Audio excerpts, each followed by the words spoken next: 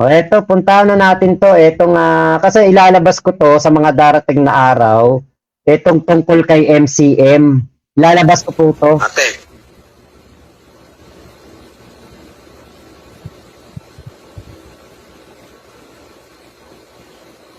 ate, nawala oh. Hindi po na ate yan. Pinagpanggap lang po niyan na, ano, na Marcos. Hello po. Hmm. Mm, Dito po ako. wala akong pera. Dito po ako. Wala akong Ayun. panggastos. Ang pera. Wala akong pera, wala akong panggastos. Hindi ako walang pera. Panggastos, 1,000,000. O, pandalawang araw. Kuha. Tapos, bibilin mo ba yung co-op doon sa ano, sa loob? So, talaga bunso. Lagi mo ko nang aano ka lang. Bibilin mo Makaanin ba lang yung ako. co-op doon sa loob? Ang dami kong pinapakain dito. 700. You know my words, hindi ako nakakakain ka ba hanggang loob? Yung co-op ba? Eh, ano, bibilin mo na? Sa loob? Kailangan. Pwede. Oo, pagpili lahat. Araw-araw.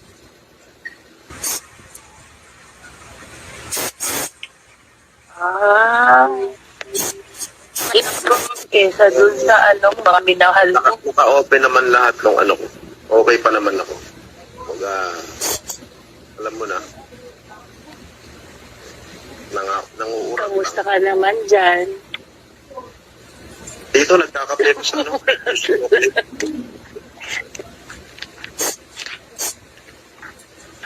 Okay ka naman dyan?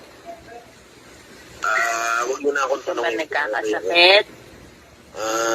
Huwag niya nang tanongin kung okay ako. Okay lang naman. Malam. Alam mo, hindi ka okay. Basta mag-ingat ka, ha? Basta mag-ingat ka. Basta, kaya pinaka-importante siya lagi ka basta mag-ingat ka lagi, ha? Yak naman yan. Paiyakin na naman ako niyan.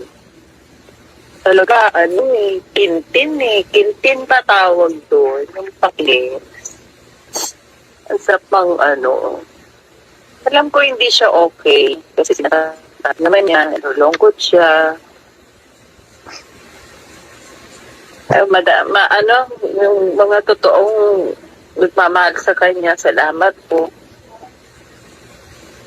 Sobrang pasasalamat sa inyo. Masakit lang kasi syempre, yung iba mga kapatid natin, sinasaktan natin nakasama natin.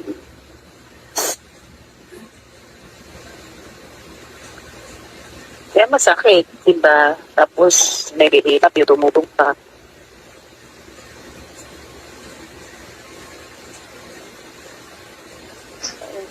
Ayoko. Page niya, channel niya pala to. Ayan. At alam ko sa live nangyari yan eh. Yung ano na yan, yung pag-uusap na yan. Parang ano yan dyan eh. Parang sa live, ewan ko kung totoong sa live nga yan. Eh lahat naman po yan talaga eh, walang ano talaga yan, kundi puro pagpapanggap lang po talaga yan ni Kulaong yung nagaganap diyan sa ano na yan, live stream. It's ano na ito, usapan na ito. Biri mo, hinihingan niya ng 1,000,000.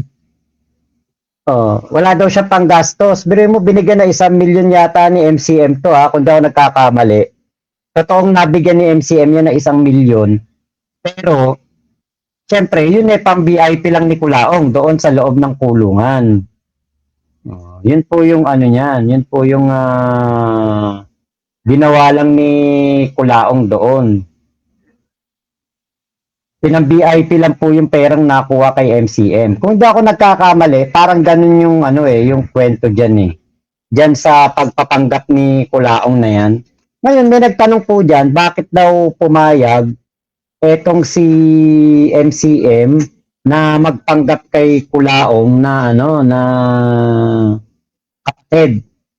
Alam niyo po kasi ito pong si Kulaong, napakagaling po talaga kasi niyan magsalita. Kaya po talagang kahit po si MCM napasakay niya. Magaling po kasing magsalita yan si Kulaong. Magaling manguto, magaling pong mag-ano yan talaga. Magaling po talaga manipulate ng tao. Ako nga kahit nga sa nanay ko pag sinabihan ako ng nanay ko, bibili ko ng tsinela sa linggo. O kaya sa sahod ng tatay ko, hindi ako naniniwala. Bakit?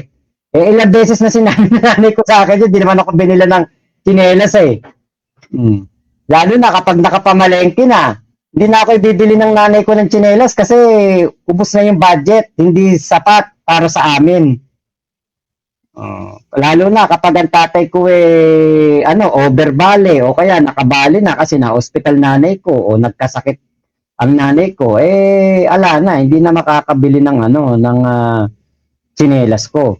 Pero dito kay Kulao, naniniwala ako noon. Ngayon, ito po, ito yung aming interview ni Nay MCM na ilalabas ko. Ilalabas ko po ito sa mga darating na araw. Ito pa na. Pasensya na po. Ay, nako si nanay. Naligaw si nanay. Pasensya na po, nanay. Japan Buhay TV. Yan ang isa sa mga... Ito siya, si Nay MCM. Po, respetuhin niyo po. Humihingi po ako ng konting respeto. Yung konting respeto pong iyon, kung maaari po, dagdagan po natin ng konti pa. Na ang nilalaman po noong sulat na iyon ay tungkol po sa mga defender, tungkol po sa mga vlogger. Alam ko napakahirap sa inyo na gumawa ng content. Alam ko na mahirap sa inyo na humanap kung ano ang isusunod. Abante natin. Isakripisyo natin yung mga views na yan. Ang dami. Ang daming mga gumagawa.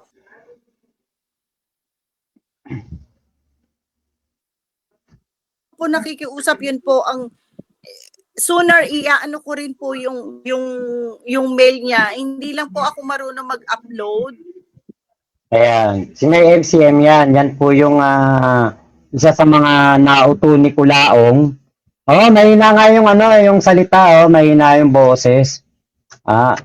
Kaya i-re-upload ko na lang, i-enhance ko yung audio para marinig po ninyo at maano po ninyo yung yung kumbaga yung kung ano yung naging istorya dito kay MCM. Diyan po sa video niya na yan, interview ko sa kanya, diyan nyo po malalaman na talagang ito pong si MCM ay nagamit po nagamit po nitong si Kulaong sa pagpapanggap bilang Marcos. Ayun. Kaya po anuhan nyo na lang po ako diyan. Hintayin nyo po. I-upload ko po yung video na yan para maano nyo po yan. Maintindihan nyo po kung ano po ang naging papel ni MCM sa mundo po ng Kulaong noon. Pero hindi po siya tunay na Marcos talaga, hindi po.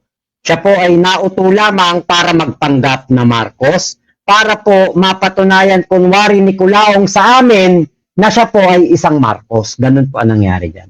Baka napangakuan din ng gold bar. Hindi po mabait po talaga si MCM, yun lang po. Ayan, Montarencia, shoutout. Naawa ako sa kanya, nagpagamit siya. Oo nga, tol JC yun nga yung nangyari talaga nun.